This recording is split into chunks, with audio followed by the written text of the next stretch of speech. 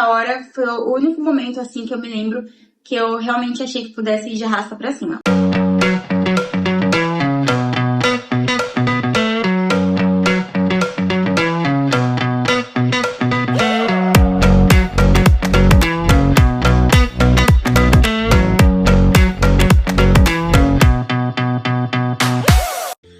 Oi, amores da Sul, sejam bem-vindos a mais um vídeo do canal. Eu estava morrendo de saudade de voltar a gravar conteúdo aqui pra vocês.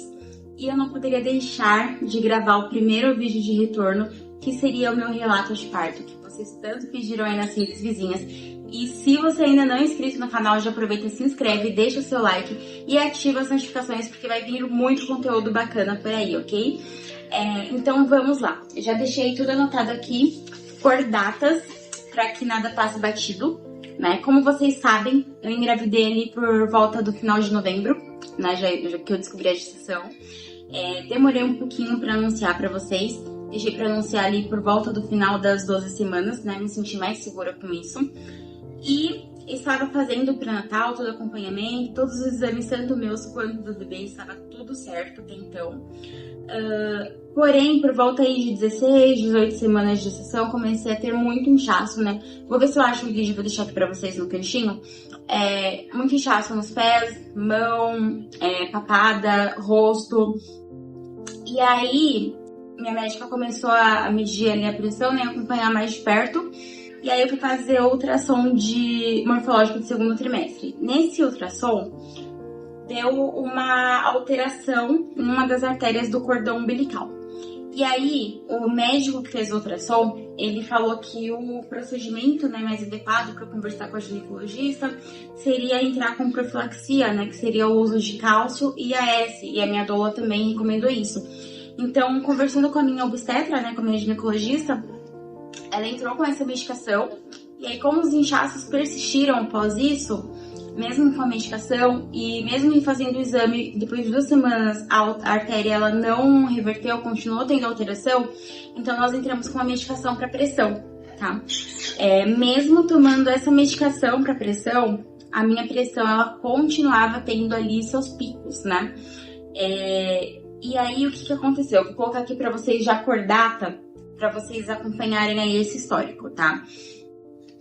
A minha DDP seria pro dia 9/8, ou seja, era pro bebê estar nascendo por agora, né? Mas o presagio resolveu nascer antes. No dia 11/6, eu fui no hospital, no SUS, aqui perto de casa, e a minha pressão estava por volta de 14/9. E aí eles aumentaram, né? Ajustaram a dosagem da minha medicação, que eu já estava tomando. Fizeram esse ajuste, voltei para casa e continuei com essa medicação. No dia 15, a minha pressão subiu para 15/10, e aí eu voltei nesse mesmo hospital.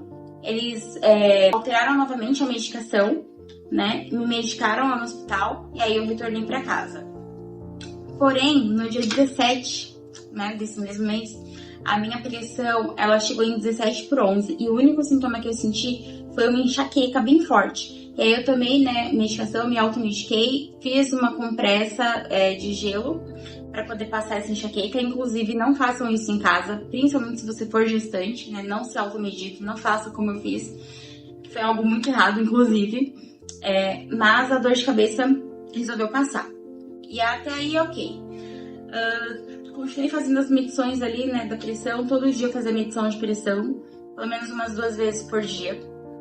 E no dia 20/6, a minha pressão chegou em 16/12 e a única coisa que eu sentia era uma leve pressão na cabeça. Não tinha chegado a uma enxaqueca, como quando bateu em 17/11 a pressão, mas a sensação era de que estava amassando minha cabeça, sabe? E aí, eu preparei algumas roupinhas, né? Falei, vamos no hospital, falei pro meu marido, vamos no hospital. E aí nós fomos no particular pelo convênio. Eu fiquei internada, né? Quando eu cheguei lá no hospital, eles já me internaram automaticamente. E aí eu entrei com uma medicação já chamada sulfato de magnésio, se não me engano, para poder estabilizar a pressão. E eu fiquei internada por 1 semana. O médico responsável, ele vinha sempre conversar comigo. E aí o que ele tinha falado até então é que o parto provavelmente aconteceria com 34 semanas, né? Que ofereceria menos risco, tanto para mim quanto pro bebê. E até então, eu iria tentar o parto normal, né? Iria tentar a indução para parto normal. Tinha tomado também as medicações, tanto de trombose, tanto para maturação do pulmão do bebê. Só que no dia 26, digamos assim, que foi onde tudo mudou. No dia 26, né, eu estava internada lá ainda no hospital. Fui fazer um exame de ultra com Doppler, para poder ver como o bebê estava e tudo mais. Nesse período de internação, eu fazia cardiotoco todos os dias, para poder ver como o bebê estava, se estava tudo bem. Se tivesse alguma alteração, eles obviamente iriam correr, né, para que não oferecesse risco nem para mim nem para o bebê. E aí eu fiz esse ultrassom, era por volta de umas 7h30 da noite, mais ou menos. Fiz esse ultrassom, voltei pro quarto, né? Os exames foram pra médica analisar. E aí, nisso, eu voltei pro quarto. Eu estava com trança no cabelo, então eu fui tirar a trança, fui lavar o cabelo, eu jantei. E aí, só pra vocês terem uma ideia ali de horário, eu tinha lavado o cabelo, se não me engano, era por volta de umas 9h50, 10 e pouca da noite. Eu lembro que tava no final ali, mais ou menos, da novela das 9. E aí, como eu já tinha um tempinho já que eu tinha jantado, a enfermeira veio pra poder fazer o cardiotoco, só que aí ela pediu um reforço de alimentação, porque o bebê precisava estar mais agitadinho, né, mais acordado, pra gente poder repetir esse exame. Até aí, ok. Ela pediu reforço de alimentação, esse reforço chegou por volta de umas 11h30, umas 15h30 da noite, que era sopa, pão, enfim, algumas coisas ali pra comer. Comecei pela sopa. Na metade da sopa, a médica, essa enfermeira veio, né, pra poder ver se eu já tinha me alimentado, se eu já tinha vindo reforço de alimentação. E aí, nisso, chegou uma outra enfermeira. Essa outra enfermeira, que tinha acabado de voltar da sala da médica, ela olhou pra gente e falou assim: você tá comendo, não pode comer. Porque você vai fazer cesárea agora. Aí a enfermeira falou assim: não, fui eu que pedi o reforço de alimentação pra ela, porque a gente ia repetir o cardiotoco, eu ia fazer o cardiotoco. E ela falou assim: não, tudo bem, que a médica falou que a gente vai fazer cesárea agora. Vai ser uma cesárea porque o neném tá com restrição de crescimento, né? Ele tinha chegado no percentil 3.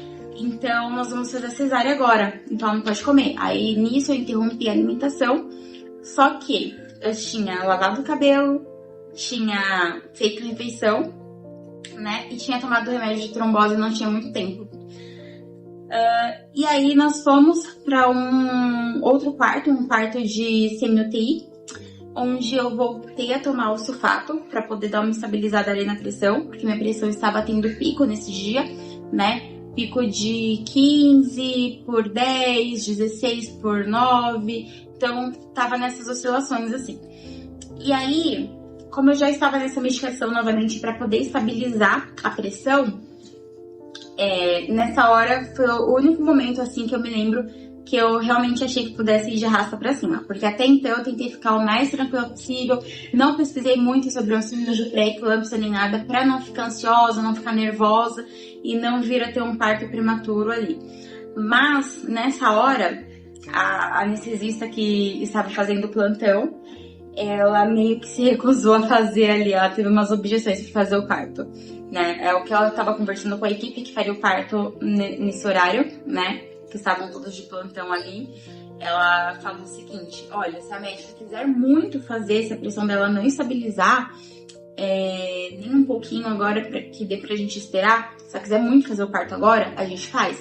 Mas eu aconselharia esperar, porque eu não me sinto confortável em fazer o parto agora, porque ela lavou o cabelo faz pouco tempo, o cabelo ainda tá um pouco molhado, ela jantou faz pouco tempo também, né? Ela comeu faz pouco tempo, e ela tomou remédio de trombose também há pouco tempo. Então a margem de segurança ali pra eles esperarem pra fazer o parto, de tudo isso que eu tinha feito né, saber, antes, no caso, saber que faria cesárea, tinha menos de 8 horas tudo. Então, a recomendação dela era esperar essa margem de segurança, né, de dar pelo menos 8 horas ali de intervalo, para que a gente pudesse fazer um parto seguro, tanto para mim quanto para o bebê. E assim foi feito, né? A pressão estabilizou com essa medicação, então deu para esperar. Até então, meu parto seria por volta de umas 2 da manhã, né? A sala já estava pronta, a sala que seria feita a cesárea já estava pronta. Tava tudo certo pra eu poder subir e fazer a cesárea, mas como eu ainda tinha que esperar esse período aí de segurança, então eu fiquei tomando a medicação nesse leito de semi-UTI até subir para fazer a cesárea, que foi por volta de umas 8 da manhã. Subimos para fazer a cesárea, graças a Deus, assim, deu tudo certo com o bebê, comigo. Ele não precisou ser entubado, ele nasceu prematuro de 33 semanas e 6 dias, com 40 centímetros, 1,475 kg. Mas, assim, graças a Deus não precisou ser entubado, mas precisou ficar na UTI. E aí é um papo para outro vídeo esse papo de UTI neo. Mas é isso, basicamente. Antes de saber, né, que o parto seria com 34 semanas, até então eu tinha retorno previsto com a ginecologista e com o hospital para iniciar o pré-natal de alto risco no dia 26 e no dia 27, que foram remarcados e desmarcados, obviamente, né? Porque o que a médica tinha dito, né, antes de agendar esse retorno, é que provavelmente o meu parto seria com 37 semanas, então eu já estava meio que me preparando para que o parto fosse com 37 semanas, né, justamente por essa questão aí da pressão, que estava começando a oscilar bastante, então para que fosse seguro, tanto para mim quanto para o bebê, faríamos com 37 semanas, mas durante a internação, esse período foi reduzido aí para 34 semanas, o bebê acabou nascendo ali na margem, né, de 33 semanas para 34, e graças a Deus, assim, deu tudo certo. Mas o que eu quero deixar com isso aí de experiência pra vocês primeiro, não se automediquem em casa, não façam isso, não façam essa loucura que eu fiz. Qualquer sintoma que vocês tenham estando gestante, vá pro hospital. Não esperem, como eu esperei, porque provavelmente eu teria sido internada antes, teria ficado um pouquinho mais de tempo ali no hospital sob acompanhamento. Desde esse período que, por exemplo, que minha pressão deu 17/11 e por, digamos assim, uma leve teimosia minha e por eu não gostar muito de hospital, eu acabei postergando isso, né? Posterguei a minha ida aí pro hospital, o que poderia ter dado muito errado. Poderia ter dado muito errado tanto pra mim quanto pro bebê. Então, assim, não façam isso de forma alguma. Mas, graças a Deus, né, deu tudo certo. Eu sei que quando a anestesista se recusou, digamos assim, a fazer o parto naquele horário, eu orei muito, pedi muito a Deus. Falei assim, Deus, se for pra ser feito esse parto agora, que seja pra dar tudo certo, pra tanto eu quanto o bebê sairmos bem, senão a gente espera. E é isso, mas graças a Deus estamos bem, os dois bem. Os dois com saúde, ele já teve alta da UTI neo, graças a Deus já está em casa. E esse foi o meu relato de parto. Espero que vocês tenham gostado. Eu vou tentar deixar algumas imagens aí também ao longo do vídeo, né, para que vocês possam ver algumas etapas desse processo. Não consegui filmar, não consegui tirar foto, foi um pouco em cima da hora, acabei não conseguindo fazer algumas coisas que eu gostaria de ter feito, como ter gravado, ter feito um relato de parto com vídeos, né, com fotos profissionais, enfim. Não consegui fazer essa parte, mas o importante é que estamos bem. E é isso, espero que vocês tenham gostado. E já manda aqui pra mim também nos comentários qual foi o relato de parto de vocês, se vocês tiveram pré-eclâmpsia, se vocês sabiam que era algo grave ou não. Vou colocar um outro vídeo aí em breve também, falando um pouquinho mais sobre isso, sobre esse tema, né, e sobre como é ser mãe de UTI neo. Enfim, espero que tenham gostado. E beijos, meus amores. Fiquem com Deus.